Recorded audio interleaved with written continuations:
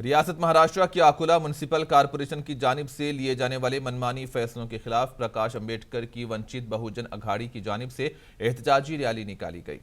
इस रैली में बड़ी तादाद में वंचित बहुजन अघाड़ी के कायदीन और कारकुनों ने हिस्सा लिया। इस मौके पर एहतजाजी कायदीन ने म्युनिसिपल कॉरपोरेशन पर मनमानी का इल्जाम लगाया। इन्होंने म्युनिसिपल कॉरपोरेशन से मुतालबा किया कि वो आवाम को बुनियादी सहूलतें फराहम करे। ये वंचित बहुजन आघाड़ी के वती से ये मोर्चा निकाला हुआ है। गौर गरीब लोगों की समस्या के लिए ये मोर्चा निकाला हुआ है। टैक्स के संदर्भ में, घरकुल के संदर्भ में, रोड के संदर्भ में ये मोर्चा निकाला हुआ है। जो महानगर के हद में अनेक गांव, बहुत सारे गांव इसमें हद में लिए, वो गांव में विकास काम अभी तक ही पहुंचे नहीं है, इसलिए ये मोर्चा निकाला हुआ है। गरीबों के हक के लिए ये मोर्चा, उनके हक का निर्णय होने को होना, इसलिए ये बाला साहब आम्बेडकर के वती से हम लोगों ने ये